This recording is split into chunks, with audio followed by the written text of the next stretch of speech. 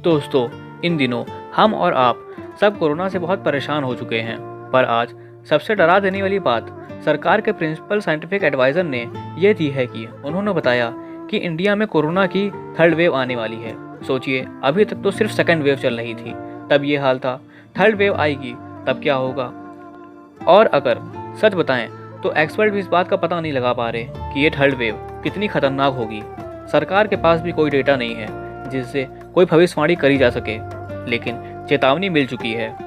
इसलिए दोस्तों, सतर्क रहिए और ये पूरी वीडियो देखिए, क्योंकि शायद आपको नहीं पता कि आगे क्या क्या हो सकता है। तो इस वीडियो को लास्ट तक देखना ना भूलें, और अगर आप इस चैनल पर नए हैं तो प्लीज़ सब्सक्राइब करें और प्रेस करें बेल आइकन को। तो मैं हूं तरुण और आप देख रहे हो नॉलेजेबल फैक्ट।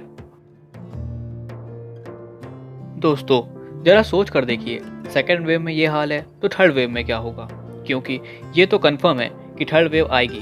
गवर्नमेंट के प्रिंसिपल साइंटिफिक एडवाइज़र विजय राघवान ने कह दिया है कि थर्ड वेव को आने से कोई नहीं रोक सकता। उनका कहना है कि थर्ड वेव को रोका नहीं जा सकता है। जिस रफ्तार से ये वायरस फैल रहा है, लेकिन ये कब आएगा इसका एग्जैक्ट टाइम अभी तक किसी को नहीं पता। और सबसे परेशान कर देने वाली बात तो ये है कि क्या हम इस वायरस के लिए तैयार हैं?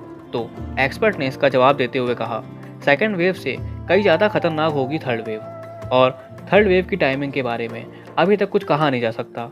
ये कितने बड़े लेवल पर तबाही मचाएगी और थर्ड वेव में वैक्सीन कितना काम करेगी, अभी तक इसका कोई आइडिया नहीं है।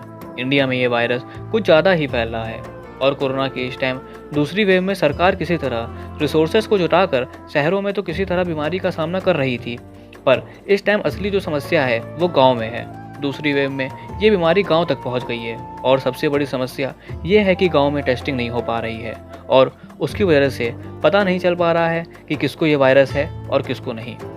भावनगर का जो चौगड़ गांव है वो इसका एकमात्र एग्जाम्पल है। वहां पर पिछले 20 दिनों में 90 मौतें हो चुकी हैं कोरोना से।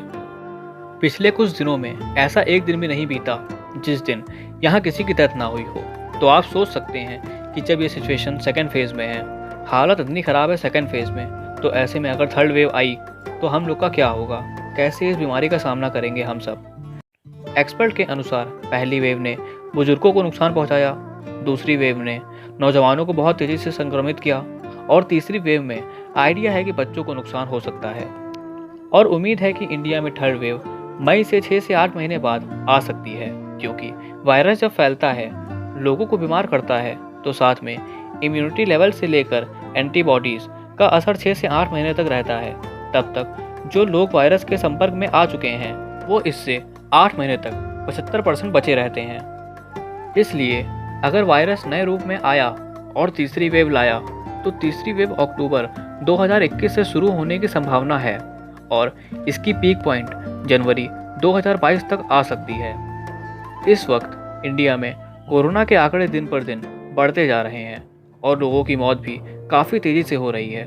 कुछ तो कोविड के चक्कर में हो रही है, पर कुछ इसलिए मर रहे हैं क्योंकि उनको ज़रूरत की चीज़ें नहीं मिल पा रही हैं, जैसे ऑक्सीजन सिलेंडर और मेडिसिन एक्सेट्रा। लेकिन गवर्नमेंट कहीं ना कहीं ये सब चीज़ें प्रोवाइड करा रही है, पर इंडिया में इन दिनों इन सब चीज़ों की ब्लैक मार्केट कुछ ज़्यादा ही हो गई है। ज़रूरत की चीज़ें दुगने तिगुने रेट में मिल रही हैं, और कुछ कुछ लोगों को तो मिल भी नहीं पा रही हैं, जिसकी वजह से आम आदमी की जान भी जा रही है। तो दोस्तों, ओवरऑल इस वायरस से बचने के लिए आप जाकर वैक्सीन लगवाएं और घर पर रहें, सतर्क रहें। तो उम्मीद करता हूं कि आपको ये वीडियो अच्छी लगी हो, और आपकी क्या राय है इस टॉपिक पर हमें कमेंट सेक्शन में बताना ना भूलें। और आज के लिए बस इतना ही, और आपको अगर ये वीडियो अच्छी लगी हो तो लाइक करें, कमेंट करें, और सब्सक्राइब करना तो बिल्कुल ना भूलें।